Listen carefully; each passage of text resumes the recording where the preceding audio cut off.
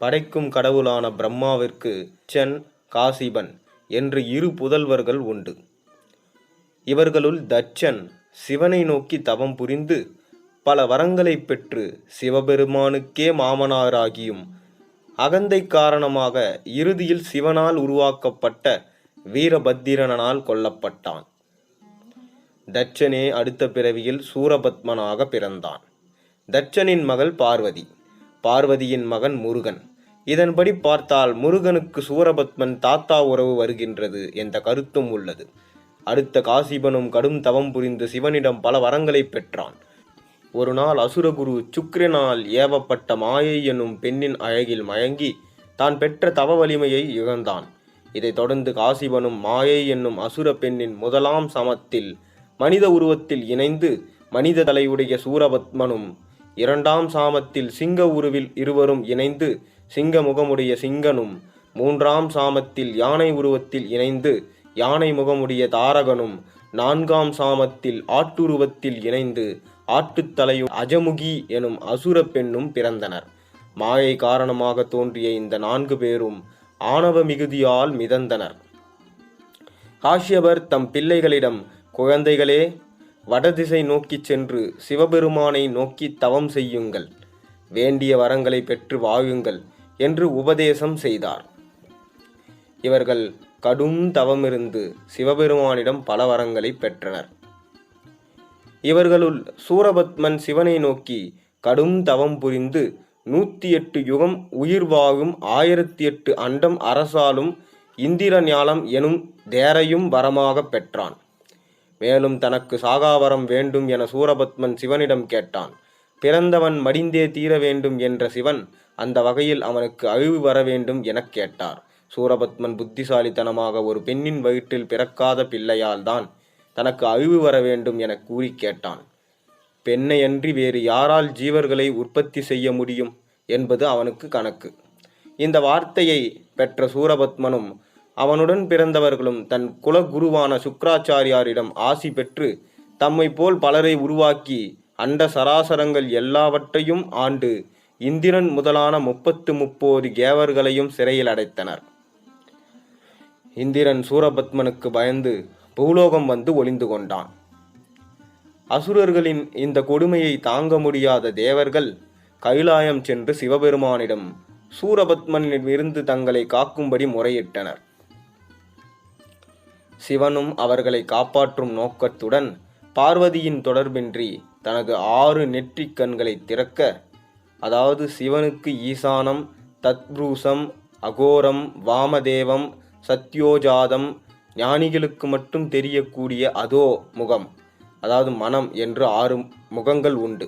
அவற்றிலிருந்து தோன்றிய 6 தீப்பொறிகளையும் வாயு பகவான் ஏந்திச் சென்று சரவண பொய்கையில் மலர்ந்திருந்த தாமரை மலர்கள் மீது சேர்த்தான்.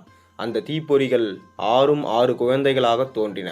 அந்த 6 குழந்தைகளையும் 6 கார்த்திகை பெண்கள் 6 பாலூட்டி சீராட்டி வளர்த்தனர்.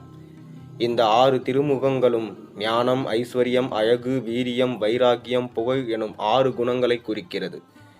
பிரணவ சொரூபமாக முருகனிடம் காக்கும் கடவுள் முகுந்தன், அழிக்கும் கடவுள் ருத்ரன், படைக்கும் கடவுள் கமலோட்பவன் ஆகிய மும்மூர்த்திகளுள் அடங்குவர். மேலும் முருகப்பெருமான் சிவாக்னியில் தோன்றியவராவதால் 6 முகமே சிவம், சிவமே 6 முகம் என்பதொன்று. அந்த 6 குழந்தைகளையும் பார்வதி கட்டி அணைக்க அவர்கள் ஒருமேனியாக வடிவம் கொண்டு 6 முகங்களும் 2 கரங்களும் கொண்ட முருகப்பெருமானாக தோன்றினார். இத்திருவுருவை பெற்றதால் ஆறுமுக சுவாமி என்ற பெயர் முருகப்பெருமானுக்கு ஏற்பட்டது. அத்துடன் இந்த 6 குழந்தைகளையும் பார்வதி ஒரே குழந்தையாக ஸ்கந்தம், அதாவது சேர்த்தல், அதை செய்தாள். முருகன் ஸ்கந்த பெருமான் ஆனார். முருகன் என்றால் அழகு. கோடி மன்மதர்களை விட அழகாக இருந்தான் அவன். முருகப்பெருமான் தேவகுரு பிரபஸ்பதி மூலம் அசுரர்களின் வரலாற்றை அறிந்தார். திருக்கரத்தில் வேலேந்தி கொண்டு முருகப்பெருமான், இந்திராதி தேவர்களே, நீங்கள் அசுரர்களுக்கு சிறிதும் அஞ்சத் தேவியதில்லை. அஞ்சும் முகம் தோன்றும் போது இந்த 6 முகத்தை எண்ணுங்கள். உங்கள் குறைகளை சீக்கிரமே போக்கி அருள் செய்வது என் வேலை என்று கூறினார். அசுரர்களை அழிக்க நினைத்த முருகன் முதலில் சிங்கமுகன், தாரகாசுரன், அவன் மகன் என எல்லா சேனைகளையும் 5 நாட்களில் அழித்தார். 6ஆம் நாள் எஞ்சியவன் சூரபத்மன் தான். தனது சேனைத் தலைவரான வீரபாகுவை சூரபத்மனிடம் தூது அனுப்பி அவனை திருந்தும்படி எச்சரித்தார். ஆனால் சூரபத்மன், பாலகன் முருகனா எனக்கு எதிரி, யார் வந்தாலும் இந்திராதி தேவர்களை காக்க யாராலும் முடியாது என்று வீர வேஷமாக கூறினான். உடனே பிரம்மா, விஷ்ணு, சிவன் ஆகிய மும்மூர்த்திகளும் முருகப்பெருமானை சூரனுடன் போர் புரிய அனுப்பினர். சூரனோ கடலின் நடுவில் வீர மகேந்திரபுரி என்ற பட்டணத்தை எழுப்பி அங்கே வசித்து வந்தான். அங்கே செல்வது அவ்வளவு எளிதல்ல.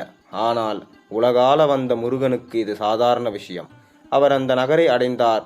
சூரன் அவரை பார்த்து ஏளனம் செய்தான். ஏ சிறுவனே, நீயா என்னை கொல்ல வந்தாய்? பச்சை பிள்ளையா நீ? உன்னை பார்த்தாலே பரிதாகமாக இருக்கின்றது. பாலகா, இங்கே நிற்காதே, ஓடிவிடு என்று பரிகாசம் செய்தான். முருகன் அசரவில்லை. தன் உருவத்தை பெரிதாக்கி அவரை பயங்குறுத்தினான்.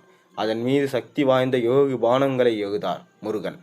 உடனே அவன் மகா சமுத்திரமாக உருமாறினான். மிகப்பெரிய அலைகளுடன் முருகனை பயங்குறுத்தி பார்த்தான். உடனே 100 அக்னி அம்புகளை கடல் மீது ஏவினார் முருகன். கடல் பாய்ந்து பின்வாங்கியது.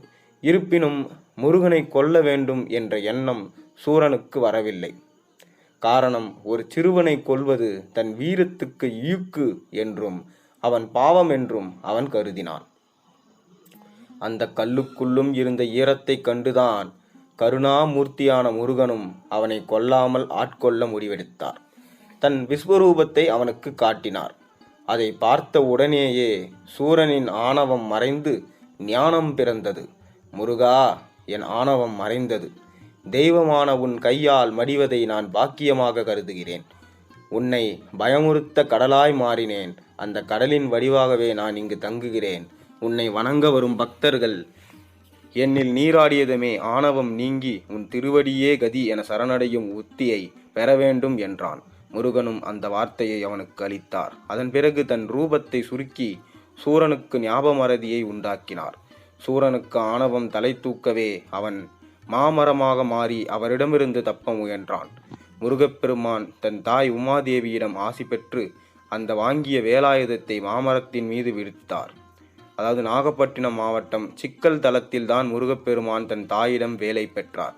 சிக்கலில் வேல் வாங்கி செந்தூரில் சூரசம்ஹாரம் என்பர். சஷ்டியின் 5ஆம் நாள் விழாவன்று வேல் வாங்கும் உற்சவம் முருகனுக்கு முகமெங்கும் வியர்வை துளிகள் அரும்பும் அதிசயத்தை ஆண்டுதோறும் காணலாம். வேல் பட்டதும் மாமரம் 2ஆக பிளந்தது. அதன் ஒரு பாதியை மயிலாகவும் மறுபாதியை சேவலாகவும் மாற்றிய முருகன் தன் வாகனமாகவும் கொடி சின்னமாகவும் ஆக்கினார். சூரன் மாமரமான இடம் மாம்பாடு எனப்படுகின்றது. இன்றும் இங்கு மாமரம் தழைப்பதில்லை. பகைவனையும் அருளும் பரமா காருண்ய மூர்த்தியான அவர் சூரனை வதம் செய்யாமல் அவனை ஆட்கொண்டார். இச்செயலால் வைதையாரையும் வாய வைப்பவன் என்ற சிறப்பு பெயர் பெற்றார். சூரசம்காரம் முடிந்த பின் முருகன் சிவபூஜை செய்ய விரும்பினான்.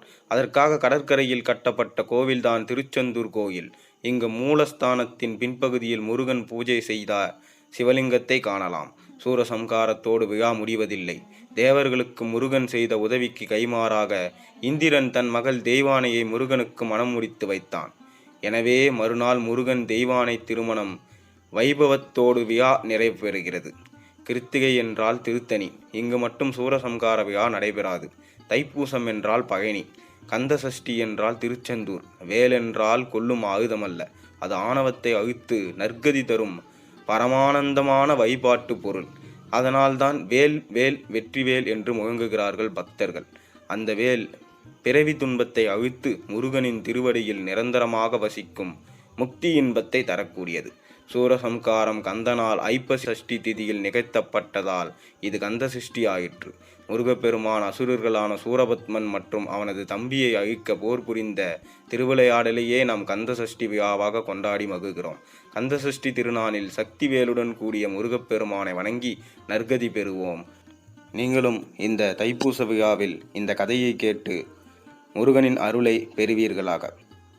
மீண்டும் உங்களை நாளை ஒரு அற்புதமான ஆன்மீக கதையில் சந்திக்கிறேன். நன்றி, வணக்கம்.